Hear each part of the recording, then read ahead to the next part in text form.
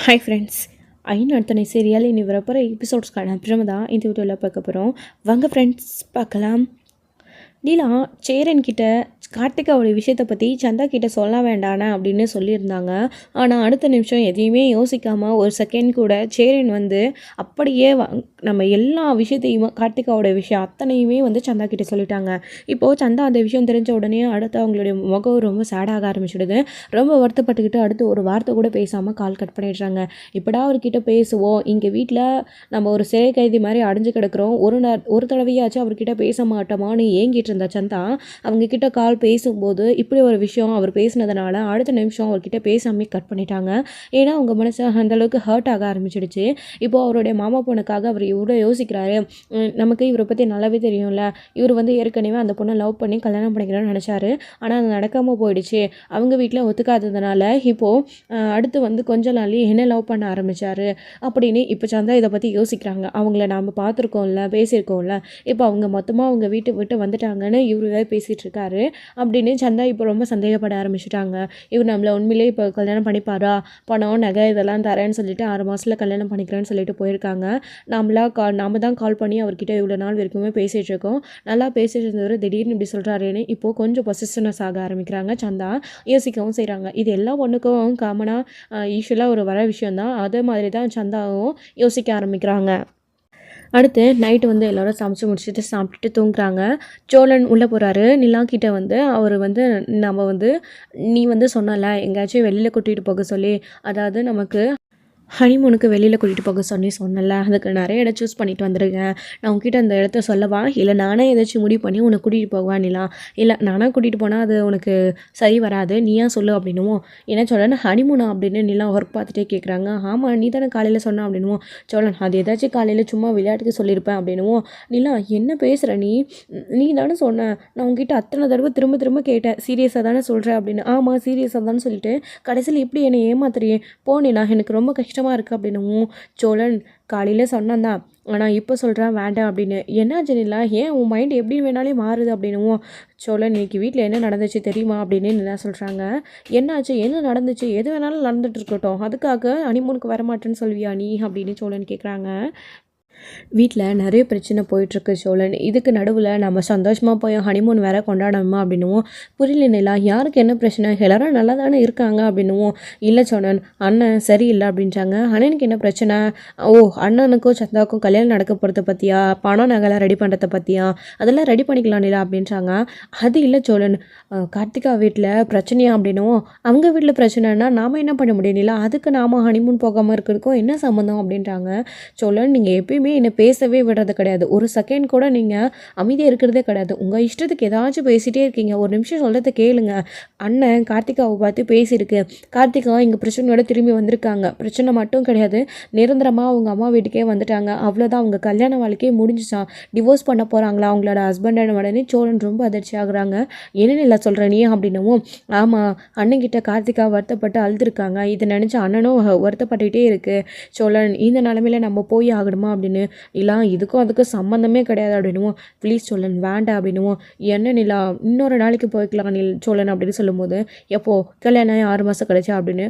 ஆமாம் சோழன், நம்மளுக்கு கல்யாணம் ஆகி வருஷம் ஆனதுக்கப்புறம் திரும்பவும் கல்யாணம் நடந்திருக்கு, பொறுமையாக போய்க்கலாம் விடுங்க அப்படின்னு நிலா சொல்லுவோம். அப்புறம் சோழனுக்கு கோவமாக வருதா, வெளியில் எழுந்திரிச்சு வந்துடுறாரு. வேலையில் பாண்டி இருக்கார், பாண்டியை கூட்டிகிட்டு வந்து இந்த மாதிரி நிலா சொல்லிட்டு இருக்காடா அப்படின்னு சொல்லிட்டு சொல்லவும், அவங்க மைண்ட் அப்படி தான் மாறும்டா, சரியாக போயிடும் அப்படின்னுவோம். என்னடா மைண்டு மாறிடும், காலையில் ஒன்று பேசுகிறா, நைட்டு ஒன்று பேசுகிறா, ஒன்றும் புரிய மாட்டேங்குது அப்படின்னுவோம். பேசாமல் நீ ஒன்று பண்ணு, நாளைக்கு காலையில் பேசிப்பார், அதான் வானத்தோட கடை திறக்கிறதுக்காக நம்ம காலையில் போவோம்ல, அப்போ அங்கே எல்லோரும் சந்தோஷமாக இருக்கும், அப்போ போய் திரும்பவும் கேளு அப்படின்றாங்க. ஆமாண்டா, நான் காலையில் அங்கே சந்தோஷமாக இருக்கிற போது கேட்குறேன், அவ்வளோ சரின்னு சொல்லிட்டோம், அதுக்கப்புறமா நம்ம கிளம்பலாமான்னு நிற்கிறப்போ ஹனிமூனுக்கு அதெல்லாம் வேண்டான்னு சொல்லிட்டோம், அப்படி தானே நீ ஆசைப்படுற அப்படின்னுமோ.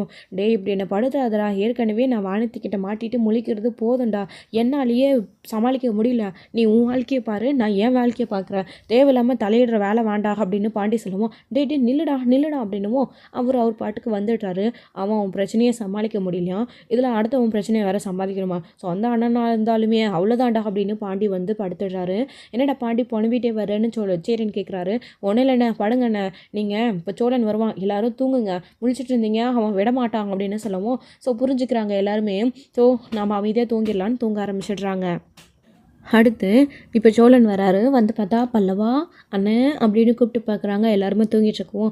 தூங்கிட்டாங்களா அப்படின்னு சரின்ட்டு பாவமாக முகத்தை வச்சு சோழன் உள்ளே போகிறாரு. இவளை புரிஞ்சிக்கவே முடியலையே, எப்போ எப்படி இருக்கானே தெரியலையே, இவளுக்காக நம்ம எல்லாத்தையும் விட்டு கொடுத்தா இவ இப்படி பேசுகிறாளே அப்படின்ட்டாங்க. நிலாவும் ஒர்க்கை முடிச்சுட்டு தூங்கலாமா சோழன், என்ன வெளியில் என்ன பண்ணிட்டு இருந்தீங்க அப்படின்னு உடனே ஒன்றும் இல்லை நிலா தூங்கலாம் அப்படின்ட்டாங்க. என்ன சோழன் அப்படின்ட்டாங்க. ஒன்றும் இல்லை அப்படின்னு. சோழன் உங்ககிட்ட நான் கொஞ்சம் பேசணும் அப்படின்னு. சொல்லு சொல்லு சொல்லு நிலா அப்படின்னுவோம். ஐயா என்ன இப்போது அப்படின்ட்டாங்க. இல்லை ஏதோ பேசணும் சொன்னி அப்படின்னுவோம். நான் ஹனிமூன் விஷயத்தெல்லாம் பற்றி பேசல, வேற ஒரு விஷயத்தை பற்றி பேசணும் அப்படின்னுவோம். சொல்லு சொல்லு அப்படின்றாங்க. என்ன முகம் உடனே மாறுது அப்படின்றாங்க. ஒன்றும் இல்லை நிலா சொல்லு அப்படின்றாங்க. சொல்ல நீங்கள் நிறைய விஷயத்த மாற்றிக்கணும். உங்களால் நாங்கள் வந்து கல்யாணம் பண்ணதுக்கப்புறமா நீங்கள் நிறைய மாறிட்டீங்க, சின்ன சின்ன வேலைகள்லாம் செய்கிறீங்க, உண்மையிலே நான் மாறிட்டேன்னு சொல்கிறாங்க. ஆனால் அது மட்டும் போதாச்சு சோழன், நீங்கள் இன்னும் நிறைய மாறணும் அப்படின்றாங்க. என்ன நிலா என்ன மாறணும்னு சொல்கிறா அப்படின்னுவோம். ஒரு விஷயம் பேசிகிட்டு இருக்கும்போது கொஞ்சம் கிண்டல் பண்ணி பேசாதீங்க. வானத்தையும் நம்ம பாண்டியும் லவ் பண்ணுறாருன்னா அவங்களுடைய பர்சனல் விஷயம் அது. பாண்டி கடைக்கு போய் ஹெல்ப் பண்ணணும்னு நினைக்கிறது ஒரு பக்கம் இருந்தாலே அவங்க தனியாக இருக்கணும்னு நினைக்கிறதும் சரிதானா? அந்த விஷயத்தை நீங்கள் புரிஞ்சிக்கணும், அது மனசுக்குள்ளேயே வச்சுக்கணும். ஒரு லவர்ஸ் எப்படி இருப்பாங்களோன்னு. இப்போ நீங்கள் மட்டும் நீங்களும் நானும் தனியாக இருக்கணுன்றதுக்காக பல்லவனை எத்தனை தடவை துரத்தி விடணும்னு முயற்சி பண்ணீங்க. அதே மாதிரி தானா அவங்களும் கொஞ்சம் நேரம் டைம் ஸ்பெண்ட் பண்ணி இருக்கணும்னு நினைக்கிறாங்க. அவங்களுக்கு வெளியே போகிறதுக்கான வாய்ப்பு கிடைக்கிறது கிடையாது. இந்த மாதிரி கிடைக்கிற வாய்ப்பை பயன்படுத்திக்கிட்டுமே அவங்க ஒன்றும் நீங்கள் நினைக்கிற மாதிரி தப்பாக இருக்கிறதுக்கு ஒன்றும் கிடையாது. கேஷுவலாக சும்மா ஜாலியாக பேசிட்டு மனசு விட்டு பாண்டியும் பேசிக்கிட்டு சந்தோஷமாக இருக்கிறதுக்காக ஒரு இடம். அதுக்காக அவங்களுடைய அப்பா அம்மாவும் அலோவ் பண்ணியிருக்காங்க. கடை ரெடி பண்ணுற வேலை தானே, பரவாயில்ல நம்ம பொண்ணை கட்டிக்க போகிற மாப்பிள்ளைன்னு அவங்க நம்பிக்கை வச்சு வானத்தை விடுறாங்க. அந்த மாதிரி நாமளும் விடணும் சோழன். சின்ன சின்ன விஷயங்களுக்கெல்லாம் நீங்கள் வந்து சற்று இந்த மாதிரி பேசுகிறது சரியில்லை. அது அவங்களோட பர்சனல் விஷயம். அதனால் அவர் எந்த அளவுக்கு ஹர்ட் ஆகுறாரு. கூட பிறந்த அண்ணன் இன்னைக்கு எல்லாரும் ஒரே ஃபேமிலின்றதுக்காக ஒரு கொடுத்துட்ருக்காரு. இதே வார்த்தையை அவர் திரும்ப உங்களை பார்த்து கேட்டாருன்னா நீங்கள் டைம் ஸ்பெண்ட் பண்ணுறதே கிடையாதா, என் விஷயத்தில் நீ ஏன்டா தலையிடுற, ஆமாண்டா நான் வானத்தை கூட தனியாக இருக்க தான் போகிறேன்னு பாண்டிக்கு சட்டுன்னு கோவம் வந்து அவர் பேசிட்டா நீங்கள் கஷ்டப்படுவீங்களா? அதை யோசிச்சு பேசுங்க சோழன். இந்த மாதிரி விஷயங்கள் எல்லாம் நீங்கள் மாற்றிக்கணும். இன்னும் நீங்கள் நிறைய மாற்றம் உங்ககிட்ட இருந்து வரணும். அதெல்லாம் வந்ததுக்கப்புறமா இந்த ஹனிமூன்லாம் பார்க்கலாம். நானே இப்போ கேட்டேன்னு சொன்னீங்களா, அந்த மாதிரி கண்டிப்பாக உங்களை மனசு மாறி நானே ஹனிமூனுக்கு போகலான்னு சொல்லுவேன். அது வரைக்கும் நீங்கள் உங்கள் மனசை மாற்றிக்கிட்டு அது மட்டும் இல்லாமல் நிறைய விஷயங்களை சேஞ்ச் பண்ணிக்கிட்டு இருங்க சோழன் அப்படின்றாங்க. இதுதான் சொல்ல வந்தியா அப்படின்னுவோம். வேற என்ன தூங்குங்க அப்படின்னு உடனே சரின்னு சொல்லிட்டு சோழனும் நிலாவும் தூங்க ஆரம்பிக்கிறாங்க. அடுத்து மறுநாள் காலையில் வந்து பார்த்திங்க அப்படின்னா கார்த்திகா வீட்டில் எல்லாருமே ரொம்ப வருத்தத்தோடையே இருக்காங்க. அவங்க அப்பா அவருடைய மாமா எல்லாருமே வீட்டில் தான் இருக்காங்க. என் பொண்ணு வாழ்க்கை இப்படி ஆகிடுச்சேன்னு ஒவ்வொரு நாளும் பெற்றவங்க அவ்வளோ கஷ்டப்படுறாங்க. அவங்க அம்மாவும் அப்பாவும் கார்த்திகாவும் தூங்காமல் கொல்லாமல் கோயில் கொல்லனே சுற்றிட்டே இருக்காங்க. இப்போவும் கோயிலுக்கு போகணுன்னு கிளம்புறாங்க. அப்போ அவங்க அம்மா சொல்கிறாங்க, எங்கே போகிற கார்த்திகா அப்படின்னு. கோயிலுக்கு தாம்மா அப்படின்றாங்க. வேண்டாம் கார்த்திகா, உன்னை நினச்சா எனக்கு ரொம்ப கஷ்டமாக இருக்குது. நீ தினம் கோயிலுக்கு போய் வீட்டுக்கு வரத்துக்குள்ளே என் உயிர் என்கிட்ட இருக்க மாட்டேனுது. எனக்கு என்னமோ மாதிரியாக இருக்குது. நான் உன் கூட வரேன்னு சொன்னாலும் நான் தனியாக போகணும்னு சொல்லிட்டு விட்டுட்டு போயிடுறேன். வேண்டாம் கார்த்திகா, நீ எங்களுக்கு ஒரே பொண்ணு, எனக்கு ரொம்ப கஷ்டமாக இருக்கா அப்படின்றாங்க. ஏம்மா என் வாழ்க்கை இப்படி ஆனதுனால நான் ஏதாச்சும் தப்பான முடிவு எடுத்துருவேன்னு பயப்படுறியா? பயப்படாதம்மா, அந்த மாதிரிலாம் செய்ய மாட்டேன், அந்த தைரியம் எனக்கு கிடையாது அப்படின்றாங்க. ஐயோ கார்த்திகா என்ன வார்த்தை பேசுகிறடி, உன் வாயால் கூட இனி அந்த வார்த்தையை பேசாதன்னு அவங்க அம்மா ரொம்ப அழுக ஆரம்பிக்கிறாங்க. அதை நினச்சி அவங்க அப்பாவும் வருத்தப்பட ஆரம்பிக்கிறாரு. அதே மாதிரி தான் அவங்க மாமாவுமே என்ன இப்படி ஆயிடுச்சு அப்படின்னு சொல்லிட்டு ஒருத்தர் மாற்றி ஒருத்தர் இந்த விஷயத்தை பற்றி பேசிட்டு அழுதுகிட்டே தான் இருக்காங்க. அந்த மாதிரிலாம் எதுவும் செய்ய மாட்டேம்மா, நான் போய் கோயிலில் கொஞ்சம் நேரம் நிம்மதியாக சாமி கும்பிட்டுட்டு உட்காந்துட்டு வரணும்னு நினைக்கிறேன் அப்படின்னும் கார்த்திகா அப்படின்னு அழுகுறாங்க. விடுங்கம்மா அப்படின்னும் அடுத்து அந்த சமயம்னு பார்த்து இங்கே நம்ம சேரன் வந்து அவங்களோட வீட்டுக்கு போகிறாங்க. அவர் நடந்த விஷயத்தினால அவரோடையுமே ஒரு நிலையில் இருக்க முடியல. இப்போ நேராக அங்கே போய் நிற்கவும் எல்லாரும் அழுதுகிட்டே இருக்காங்க. அத்தை அப்படின்னுவும் சேரா வாப்பா வா அப்படின்னு கண்ணு தொளிச்சிக்கிட்டு அழுகாமல் நின்றுட்டுருக்காங்க. அத்தை உங்கள் வருத்தம் என்ன கவலை என்னது எனக்கு நல்லாவே புரியுது. கார்த்திகா நடந்த விஷயத்தில் என்கிட்ட சொல்லிட்டா, ஏன் அத்தை என்கிட்ட எதுவுமே நடக்காத மாதிரி நடிக்கிறீங்க அப்படின்னு உடனே சேரான்னு கட்டி பிடிச்சி அழுக ஆரம்பிச்சிடுறாங்க அவங்களுடைய அத்தை அழுகாதீங்கன்னு சொல்லி சேரனும் சமாதானப்படுத்துகிறாங்க. அத்தை அழுகாதீங்க உட்காருங்க அத்தை அப்படின்னு. அழுவாதம்மா அப்படின்றாங்க. என்ன சேரா நான் பண்ணுறது, அன்னைக்கு உன்கிட்ட இருந்து பிரித்து என் பொண்ணை நல்லா இருக்கணுன்றதுக்காக வேறு ஒருத்தனுக்கு கல்யாணம் பண்ணி வச்சேன். ஆனால் கடைசியில் அவள் வாழ்க்கை எப்படி ஆகும்னு நினச்சி கூட பார்க்கல. ஆனால் உன் வாழ்க்கை நல்லா இருக்கணும் சேடா. உனக்கு பண்ண துரோகத்துக்கும் உன் குடும்பத்துக்கு பண்ண துரோகத்துக்கும் தான் என் பொண்ணுக்கும் இந்த நிலமை போல இருக்குது. பெற்றவங்க செஞ்ச பாவம் தான் பிள்ளைங்களை பாதிக்கும்னு சொல்லுவாங்கள்ல, அந்த மாதிரி தான் நாங்கள் பண்ண தப்பு என் பொண்ணை பாதிச்சு போல இருக்குது. என்னை மன்னிச்சுடா சேரா, மன்னிச்சிடு. அன்றைக்கி உன் காலில் விழுந்து என் பொண்ணை கல்யாணம் பண்ணிக்க வேண்டான்னு சொன்னேன். ஆனால் இன்றைக்கி அதே உன் காலில் விழுந்து என் பொண்ணு வாழ்க்கை இப்படி ஆயிடுச்சேன்னு உன்கிட்ட மன்னிப்பு கேட்டு நான் அழுகிறேன்டா சேரா அப்படின்னு அழுகுறாங்க. அத்தை அழுவாதீங்க அத்தை அப்படின்னு சொல்லிட்டு சேரனும் வந்து சமாதானப்படுத்துகிறாங்க. நடந்து முடிஞ்சு போச்சு அத்தை, இதை யாரால் மாற்ற முடியும், நீங்கள் வருத்தப்பட்டு அழுகாதீங்க, கார்த்திகா வாழ்க்கையை சரி பண்ணலாம் அப்படின்னுவோம். நாங்கள் எவ்வளவோ பேசி பார்த்தோம், ஆனால் இவளுடைய வாழ்க்கையை சரி பண்ணவே முடியல. மிஞ்சி போனால் உங்கள் பொண்ணை டிவோர்ஸ் வாங்கிட்டு கூட்டிகிட்டு போங்கன்னு சொல்கிறாங்க. ஆனால் எங்கள் பொண்ணுக்கு எப்பாடுபட்டு கஷ்டப்பட்டு நகை நட்டெல்லாம் போட்டு கல்யாணம் பண்ணி வச்சோம். அவள் சந்தோஷமாக இருக்கணுன்றதுக்காக அவகிட்ட இருந்து பணம் நகை எங்கள் கிட்டே இருந்து எவ்வளோ வாங்கிக்க முடியுமோ அதை மட்டும் வாங்கிக்கிட்டு எங்கள் பொண்ணை வேண்டான்னு திருப்பி அனுப்பிச்சா அது எந்த விதத்தில் நியாயம்? டிவோர்ஸ் கூட ஆகட்டும், எங்கள் பொண்ணு எங்கள் கூடவே இருக்கட்டும், எங்கள் பொண்ணு சந்தோஷமாக இருந்தால் அது போதும். ஒன்றுன்னு தூக்கி வளர்த்த பிள்ளை அங்கே கஷ்டப்படுறத விட இங்கேயே இருக்கட்டும். ஆனால் எங்கள் பொண்ணுக்கு நாங்கள் கஷ்டப்பட்டு போட்ட நகை நெட்டு எல்லாமே எங்களுக்கு திரும்ப வேணும். அது கோர்ட்டில் கண்டிப்பாக நாங்கள் கேட்போம். நகை நெட்டுக்காக ஆசைப்பட்டு என் பொண்ணு வாழ்க்கை இப்படி பண்ண அவனுக்கு தண்டனை வாங்கி கொடுக்கணும். அவங்ககிட்ட இருந்து விவாகரத்து வாங்கணும். எப்படியாச்சும் கோர்ட்டு ஒரு நியாயத்தை வாங்கி கொடுத்து அந்த பணத்தை நகையும் திருப்பி கொடுக்கணும் அப்படின்னு அவர் சொல்கிறாரு. ஏமாமா அப்படியெல்லாம் பேசுகிறீங்க, கார்த்திகா வாழ்க்கை நல்லா இருக்கணும்ல, அதுக்கப்புறம் கார்த்திகாவோட வாழ்க்கை என்ன ஆகுறது, அவங்கக்கிட்ட நம்ம பேசி பார்க்கலாம், நான் வேணா ஒரு தடவை பேசி பார்க்குறேன் அப்படின்றாங்க. வேண்டாம் சேரா வேண்டாம், ஏற்கனவே உங்கள் குடும்பத்துக்கு பண்ண துரோகம் போதாதான், ஆனாலும் நீ என் குடும்பத்துக்கு நல்லது செய்யணும்னு ஓடி வந்து நிற்கிற. வேண்டாம் சேரா, இதுக்கப்புறமாச்சு நீ உன் குடும்பம் எல்லாரும் சந்தோஷமாக இருங்க. எதுக்கு இந்த விஷயத்த தலையிட்டுட்டு யார் போய் பேசுறதுனாலையும் அவள் வாழ்க்கையில் எந்த மாற்றமும் நடக்க போகிறதில்ல, எதுவுமே ஆக போகிறதில்லன்னு முடிவாயிடுச்சு. இதுக்கப்புறமா எதுக்கு சேரா அப்படின்னு அழுகுறாங்க. அத்தை அப்படியெல்லாம் பேசாதீங்க அத்தை. மாமா வேண்டாம் மாமா, நான் தான் உங்ககிட்ட சொல்லிட்டேன்ல, நீங்கள் என் மேலே இருக்கிற அக்கறையில் இந்த அளவுக்கு வந்து விசாரித்து நீங்கள் எனக்காக பேசணும்னு நினச்சிங்களா, அதுவே எனக்கு சந்தோஷம் மாமா. விட்டுடுங்க மாமா, கவலைப்படாதீங்க. மாமா சொன்ன மாதிரி அந்த நகை பணம் திரும்ப வந்தால் போதும் தான் நாங்கள் நினைக்கிறோம். கோர்ட்டில் கேஸ் நடக்கும் மாமா, இன்னும் ஹியரிங் வரல, கூப்பிடுறேன்னு சொல்லியிருக்காங்க. கண்டிப்பாக கோர்ட் அன்னைக்கு அவங்களும் வந்து தான் ஆகணும் அப்படின்றாங்க. கார்த்திகா அப்போது நீ ஒன்று பண்ணுப்பா, என்னைக்கு கோர்ட்டுக்கு போகிறீங்களோ அப்போ எனக்கு வந்து மறக்காமல் சொல்லி அனுப்புறியா, நீ ஃபோன் கூட பண்ணி சொல்லிவிடு, நான் வரேன் கார்த்திகாங்க, அங்கே வந்து அவர்கிட்ட நான் வந்து பார்த்து பேசுகிறேன், அப்போ அங்கே எல்லோரும் வந்து தானே ஆகணும் அப்படின்றாங்க. வேண்டாம் மாமா, போய் பிரச்சனைலாம் வேண்டாம், அவங்க முகத்திலேயே இனி முழிக்கவே தயாராக இல்லை மாமா, நகையை மட்டும் திருப்பி கொடுத்தா போகும். எந்த நகைக்காக என்னை கல்யாணம் பண்ணி ஏமாத்துறாங்களோ அந்த நகையை திருப்பி வாங்காமல் விடக்கூடாது. அது ஒன்றும் அவங்களுக்கு கிடையாது மாமா, என் அம்மா அப்பா கஷ்டப்பட்டு எனக்காக போட்டது, எனக்காக கொடுத்தது, அவங்க எப்படி அதை ஏமாற்றி வாங்கிக்கிட்டே வாழ முடியாதுன்னு சொல்லி துரத்தி அனுப்பலாம். நகை பணம் போனால் போகுதுன்னு கூட விட்டுடலாமாம்மா. ஒரு பொண்ணை சந்தோஷமாக சேர்ந்து குடும்பம் நடத்தி குழந்தை குட்டியோடு வாழ்ந்தா போதுன்ற அளவுக்கு சந்தோஷம் இருந்தால் நகை பணம் இல்லைன்னா கூட நம்ம புருஷனோட சந்தோஷமாக இருந்துடலாம். ஆனால் அந்த சந்தோஷமே புருஷன் கூட சேர்ந்து வாழ முடியாதுன்னு ஆனதுக்கப்புறமும் நகை மட்டும் இல்லாமல் போய் என்ன மாமா பண்ணுறது, நகை கண்டிப்பாக வேணும் மாமா அப்படின்றாங்க. வருத்தப்படாத கார்த்திகா, நீ சொல்கிறது சரிதான் அப்படின்றாங்க. சேரா, நகை மட்டும் வந்தால் போதும் சேரா அப்படின்றாங்க. அத்தை, நீங்கள் உங்கள் பொண்ணை எந்த அளவுக்கு கஷ்டப்பட்டு கல்யாணம் பண்ணி கொடுத்துருக்கீங்கன்றது என்னாலும் புரிஞ்சுக்க முடியுது. ஆனால் கண்டிப்பாக அந்த நகை பணம்லாம் திரும்ப வரும். அவனுக்கு அப்படி பண்ண எப்படி துரோகம் மனசு வந்துச்சுன்னே தெரியல. ஆனால் அவனை பார்த்தா கண்டிப்பாக கார்த்திகா வாழ்க்கை இப்படி ஆனதுக்கு ஒரு தடவையாச்சும் நியாயம் கேட்டே ஆகணும்னு என் மனசு துடிக்குது.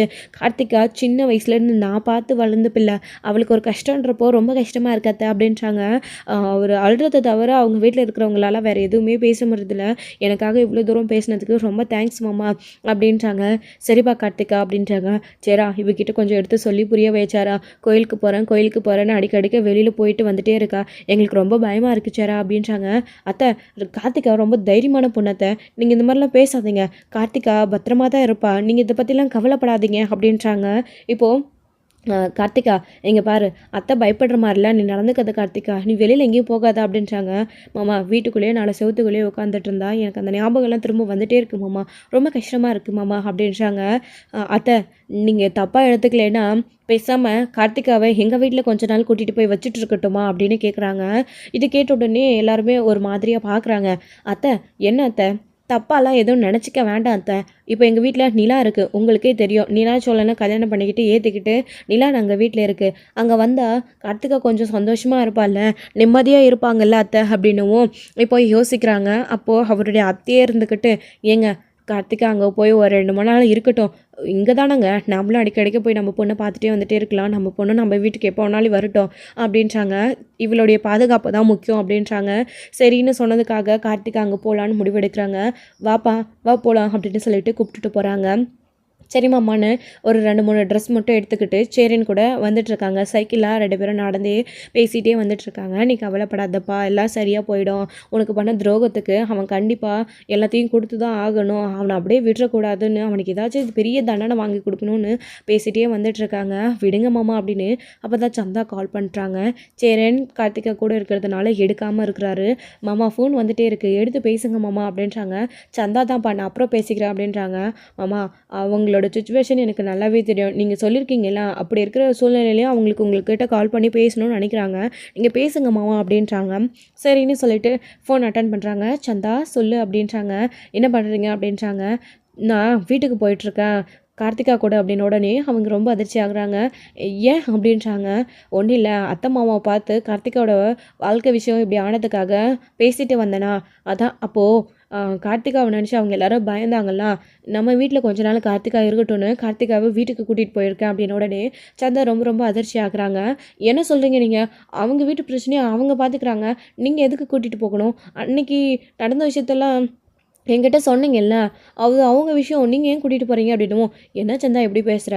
கார்த்திகா அத்தை பொண்ணு, கார்த்திகாவுக்கு ஒரு பிரச்சனைனா எப்படி பார்த்துட்டு சும்மா இருக்க முடியும்?